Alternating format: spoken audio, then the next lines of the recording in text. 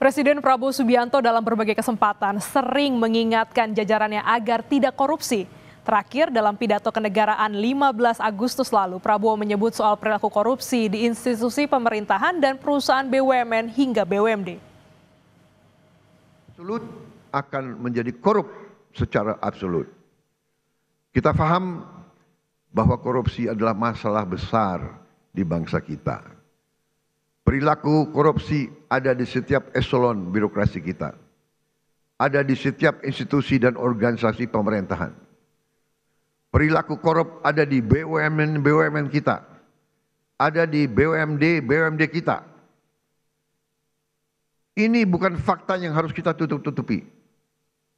Setelah 299 hari saya memimpin pemerintahan eksekutif, saya semakin mengetahui berapa besar tantangan kita. Tahun 2025 ini kami telah identifikasi dan telah selamatkan 300 triliun uang, 300 triliun rupiah dari APBN yang kami lihat rawan diselewengkan. Wamenaker Immanuel Ebenezer terjaring OTT KPK. Ia menjadi anggota kabinet Presiden Prabowo pertama yang ditangkap KPK.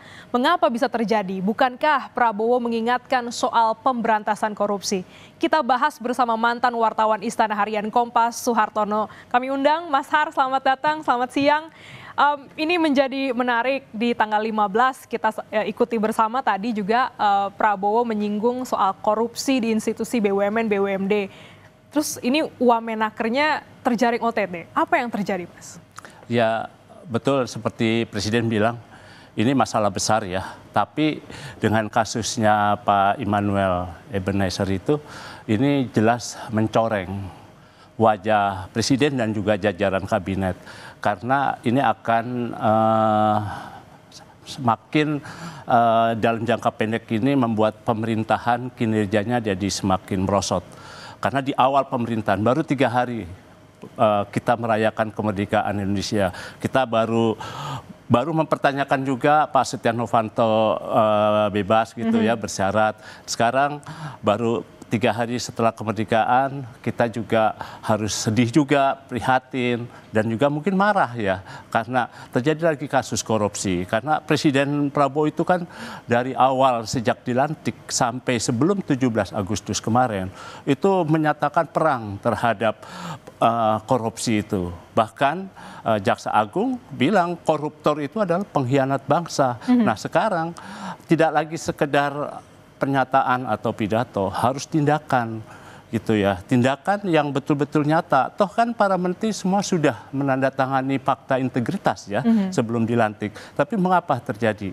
Jadi ada sesuatu yang salah. Ironisnya juga disampaikan sama Menaker sebelumnya saat konferensi pers kemarin baru saja ditandatangani fakta integritas bersama dengan pengusaha soal kasus yang juga menjerat dari Pak Ebenezer. Nah ini bagaimana dampaknya? Apakah ini artinya selama ini ya 10 bulan kurang lebih pemberantasan korupsi masih jadi slogan?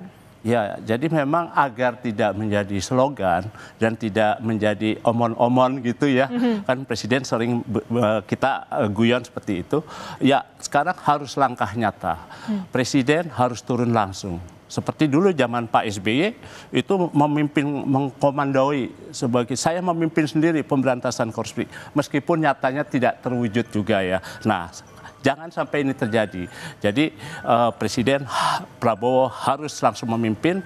Dia bisa melibatkan aparat-aparatnya. Ada Kejaksaan Agung, ada Kepolisian, ada PPATK, dan juga ada Badan Pengendalian Pembangunan atau investigasi ya yang dipimpin oleh Pak Aris. Jadi dengan aparatnya itu Presiden bisa melakukan langkah nyata untuk menghentikan supaya jangan sampai kasus Pak Wamenaker ini terulang lagi kembali. Masih 5 tahun pemerintahan loh, jangka panjang. Jadi bukan lagi slogan, jadi harus tindakan nyata. Bukan sekedar memecat, tapi juga Presiden harus turun langsung, mengawasi.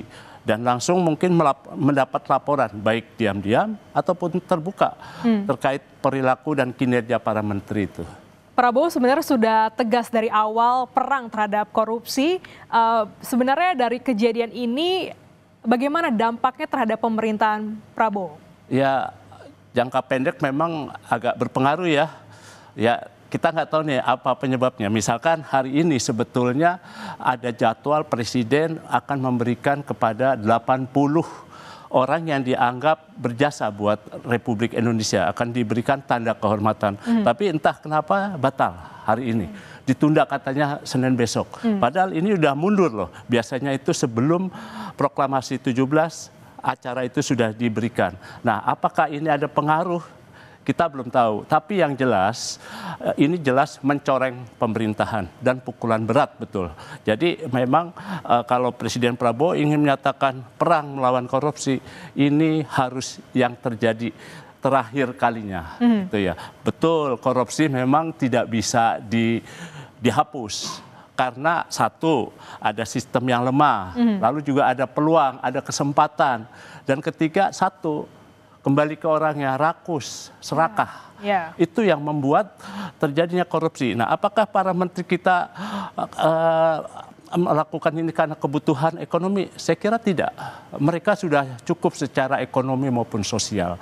Tinggal bagaimana peluang, sistem, dan kesempatan itu betul-betul dijaga oleh Presiden.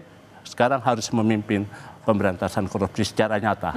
Ini kan juga menteri atau wakil menteri yang terjerat korupsi, tertangkap KPK atau instansi hukum lainnya, ini bukan sekali. Bagaimana dampaknya kalau kita belajar dari pengalaman masa lalu pada pemerintahan sebelumnya itu akan seperti apa? Ya, kalau menarik mundur ke belakang di zaman Bung Karno ya sebagai presiden pertama, itu kan juga sudah terjadi kasus korupsi ya. Misalnya pada zamannya menjelang tahun 66 ya, 63 ketika Menteri Urusan Bank Sentral, Yusuf Muda Dalam.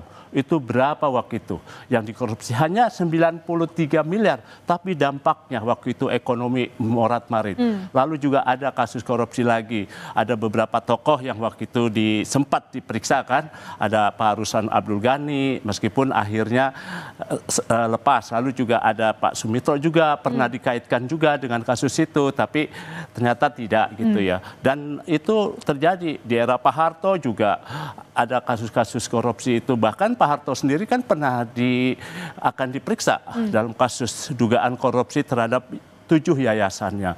Di era presiden yang lain, Pak Habibie juga ada, Pak Menkes Suyudi ya waktu itu ya, yang kemudian baru bergulir, bukan Pak Menkes Suyudi, tapi Pak Bambang Subianto pernah diperiksa sebagai saksi dalam kasus BLBI. Dan kasus ini tidak ditindaklanjuti. Lalu zamannya Pak Gus Dur juga ada Pak Ahmad Suyudi Menkes, masuk kembali di eranya Bu Mega, beliau juga menjadi menteri, tapi setelah selesai menjadi menteri beliau diperiksa. Di zaman Jokowi, di zaman Megawati, Jokowi, SBY itu juga yang paling banyak adalah di eranya Pak SBY. Ada 3 yang menteri yang terkait korupsi, tapi setelah selesai menjabat. Sedangkan 2 di saat Pak SBY menjabat, yaitu Pak Andi Malarangeng dan Pak Jero Wacik. Lalu di era Bu Megawati juga itu ada sekitar 3 atau 4 menteri ya, mulai dari Bu Siti Fadila Supari, lalu juga ada Rokhmin Dahuri, lalu ada Hari Sabarno. Itu setelah menyelesaikan jabatannya baru mereka diperiksa. Di zaman Pak Jokowi itu lebih banyak lagi, ada 6. Dan 3 orang diantaranya yang ketika itu menjabat.